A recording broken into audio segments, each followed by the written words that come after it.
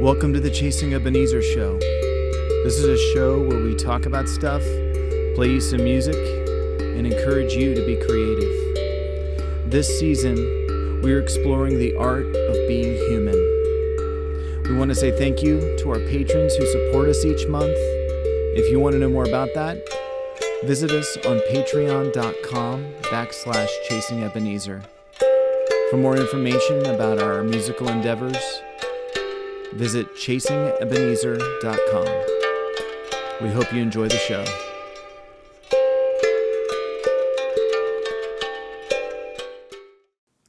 Hey everyone, welcome to the Chasing Ebenezer show. This is episode 8 of The Art of Being Human. I can't believe it's been like nearly 2 months that this has been going. It feels like we just started, but yeah, I'm really excited about that. I'm Benjamin, and this is Heidi, and this is Punky. If you're just listening, our Calico decided to sit in my spot, and we decided to move her just a little bit because we are codependent with our animals. So she's joining us for a while at least. So thanks for watching. Thanks for listening. Thanks to all of our patrons who make the show happen. And we'll dive into our topic here in a few minutes. Our topic for the week is silence.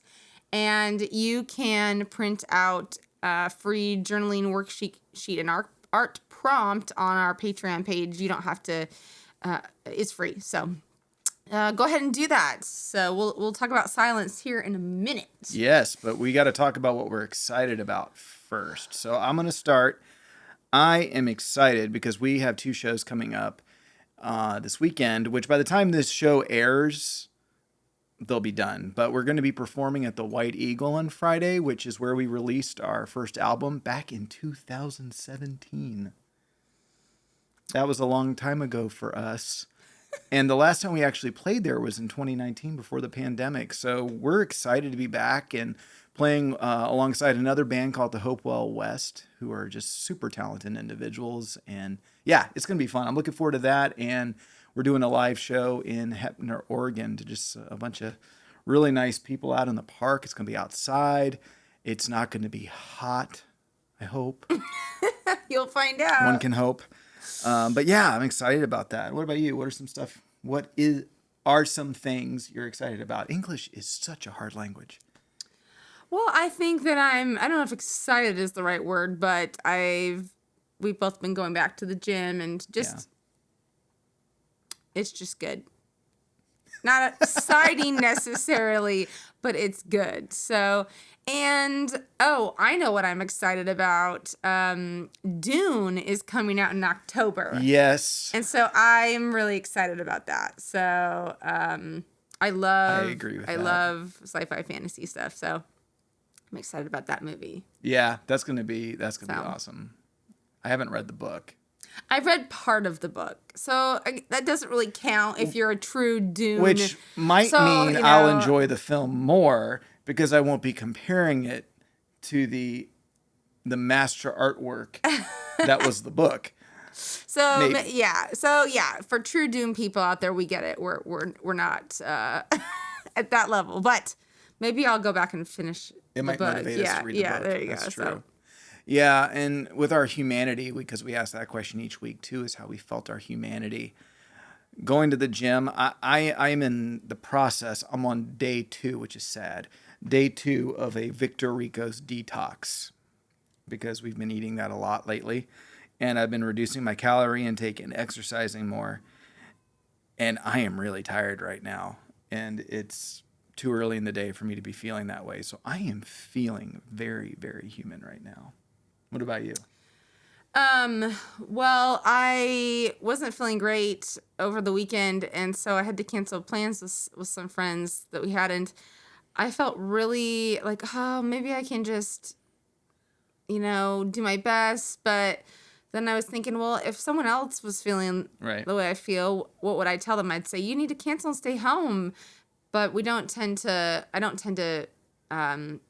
care for myself the way I would think other people should for themselves. So I did. I just stayed home, and I think I probably went to bed early. I don't know. And I feel better now. But yeah, so I hate canceling plans on people. I don't like being sick. So yeah, it's hard to feel like you're disappointing people, or you feel that pressure, and so you don't want to disappoint people.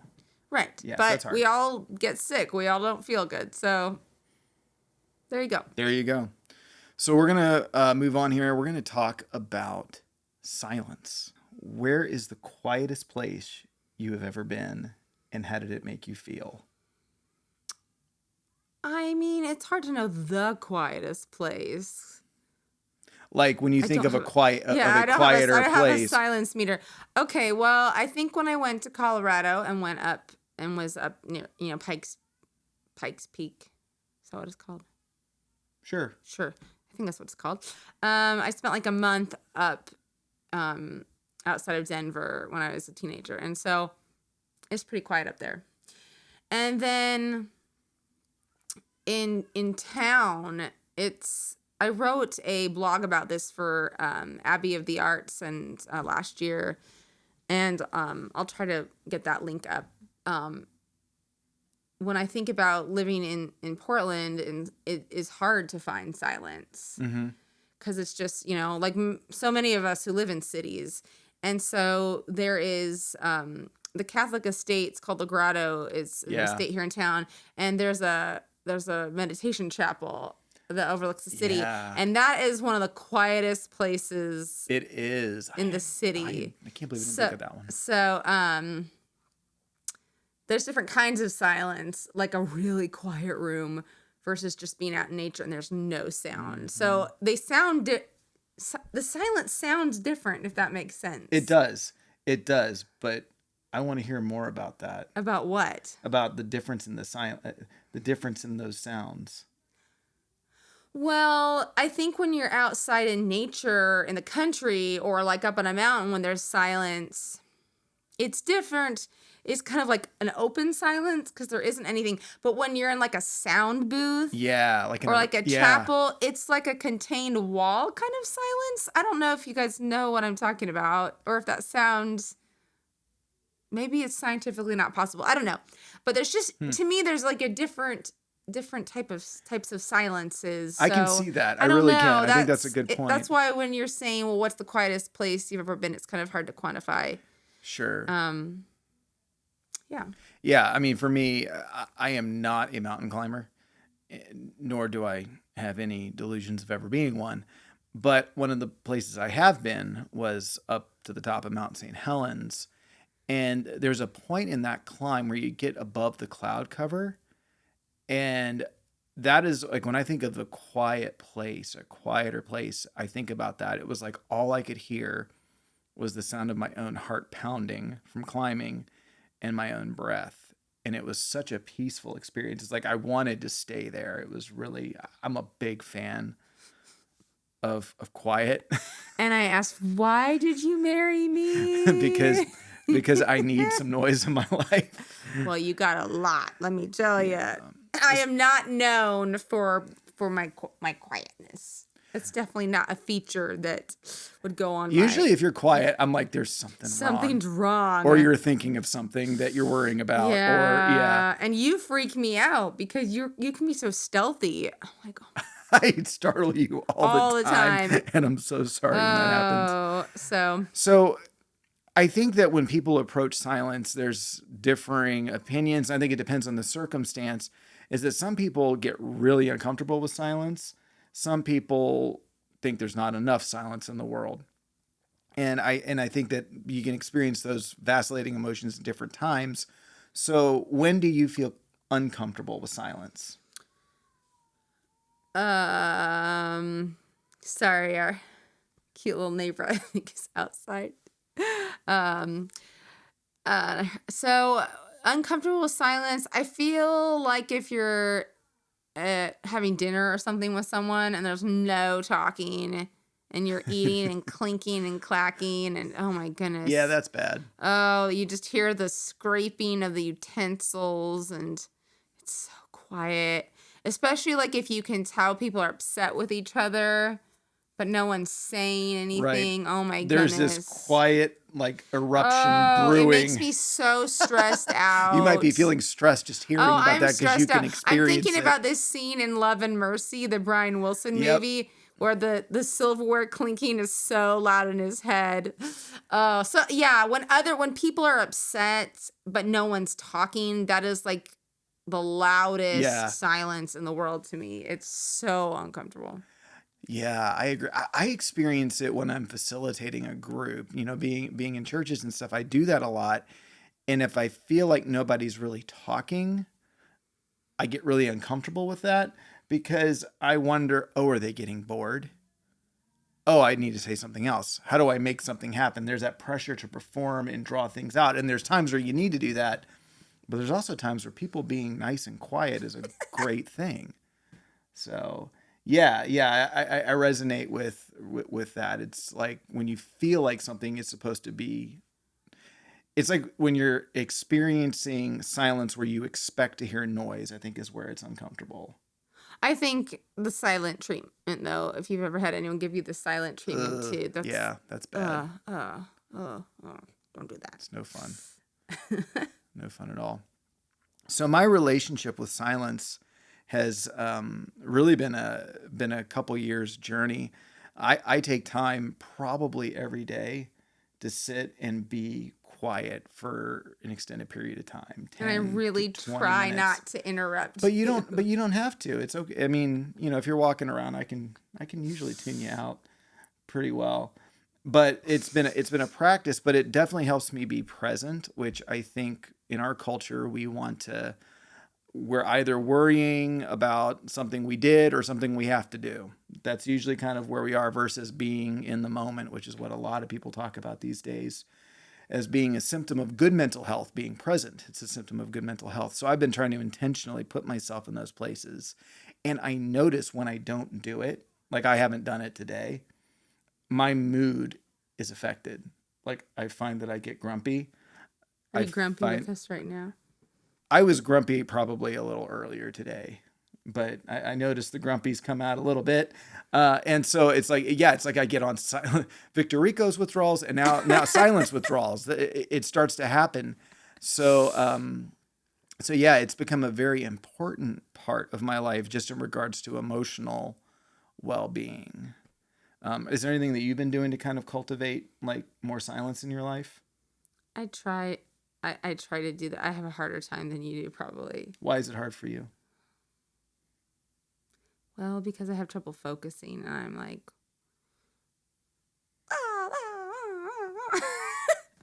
I ping back and forth, so it's harder for me.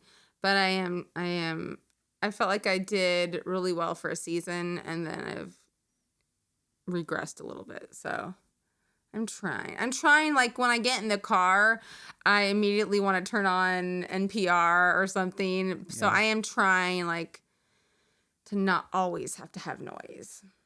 Well, you said something really key because when you describe what we've affectionately called you pinging, that doesn't necessarily involve sound. It's your brain going back and forth.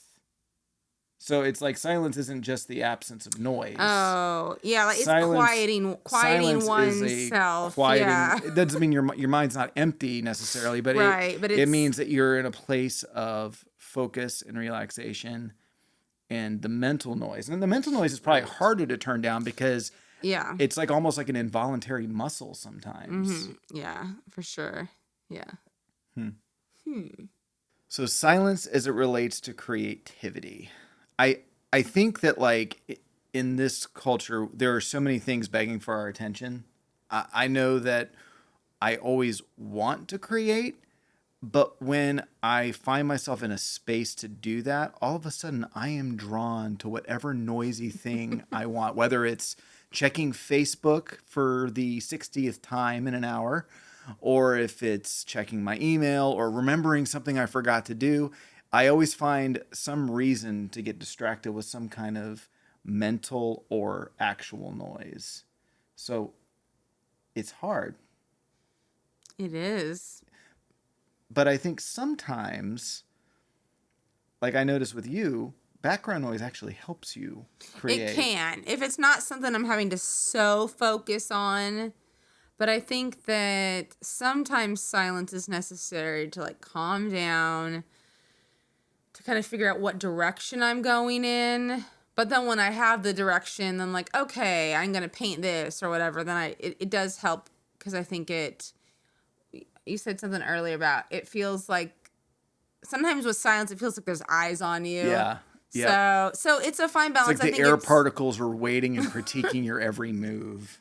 so I think it's a really fine balance Yeah. of knowing yourself and what's gonna help you be creative at that particular time. So Yeah, my challenge to anyone who struggles with this is that when you start to create and you feel that pull towards whatever it is, whether it's your phone, whether it's, oh, I need to listen to some more background music so I can set the exact mood for the artwork the right I'm creating. playlist, exactly. Oh right. my gosh, I know, and that's me. I do that, especially when it's work I don't want to do. I'm like, I spend more time looking for a good background song than I do actually doing the work.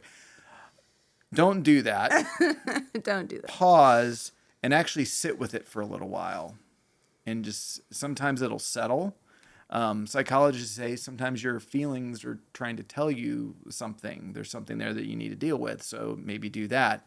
So I think there's a difference between avoiding silence.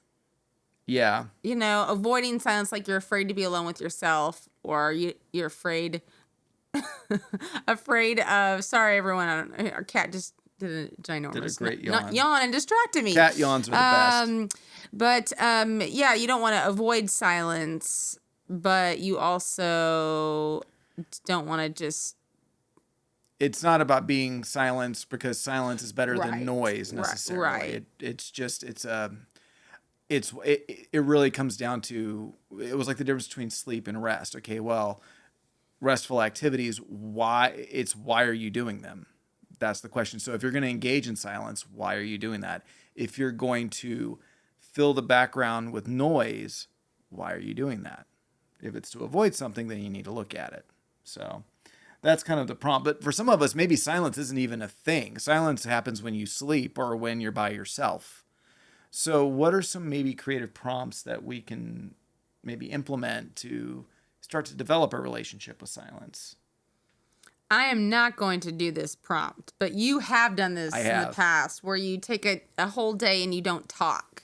I did. And you had to like the world was better for it. Anything you wanted to say, I'm not going to disagree. Yeah. No.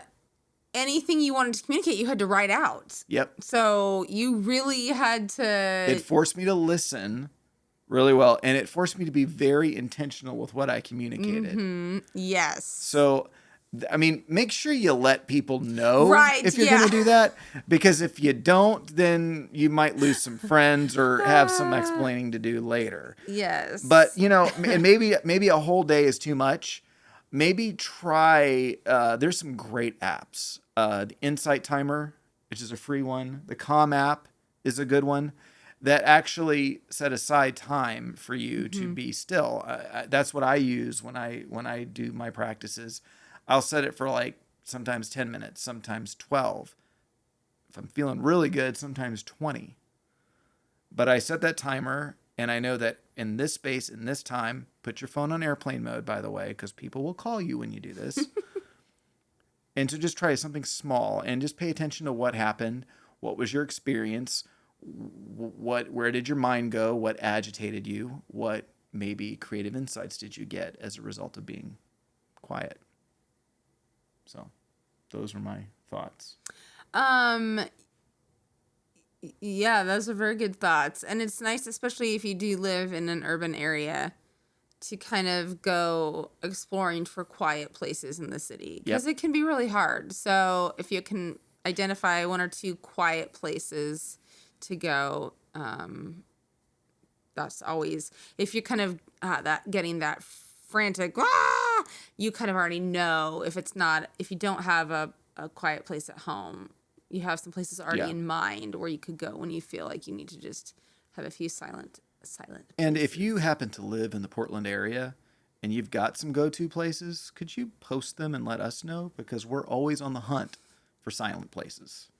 Very much. That way we can all go and be like, oh, yeah, crap. And then it'll ruin the whole place my for silence. you. Maybe don't share it.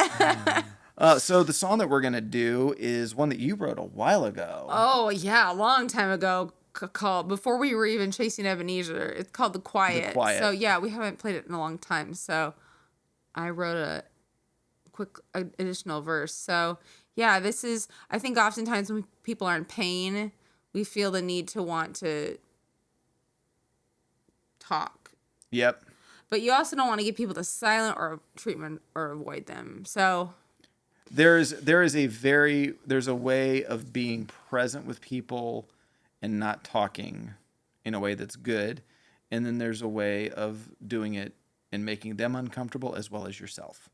So it's a journey to find that. It is a journey to find that. And some other great pieces of art that talk about silence. I mean, Simon and Garfunkel wrote a song about it. The Quiet Place movies deal with that.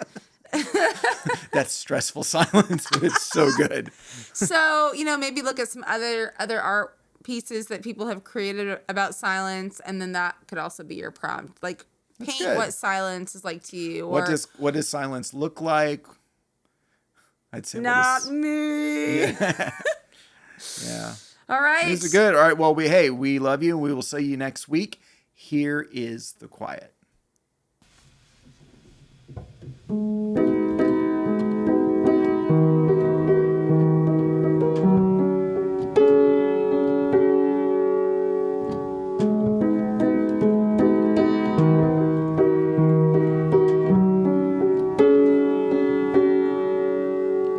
Hush now, soft. Now hush now. Oh hush now, soft. Now hush now.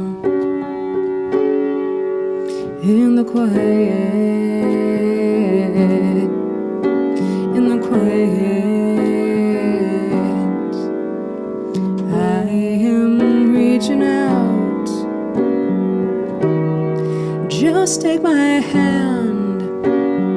You don't have to smile. We don't have to speak.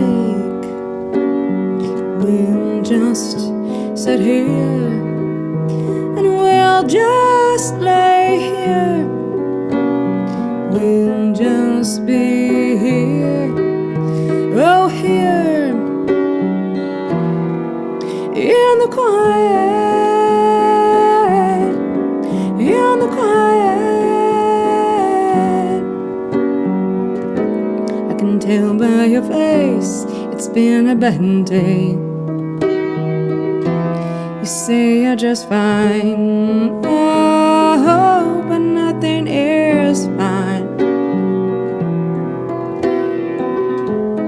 There are no words to heal your hurt. All you need is my time. Oh, just a little time. So I say hush now, soft. Now hush now. Oh, hush now, soft. Now hush now. In the quiet. In the quiet, I am reaching out. Just take my hand. You don't have to smile. We don't have to speak. We'll just sit here and we'll just lay here. We'll just be here, oh here, in the quiet, in the quiet. I wish you could change the pain and the shame. And you say you're just fine, oh, but nothing is fine. There's so much noise on every side. All you need is my time. Oh, a little time. So won't you hush now, soft. won't you hush now, soft, now hush now.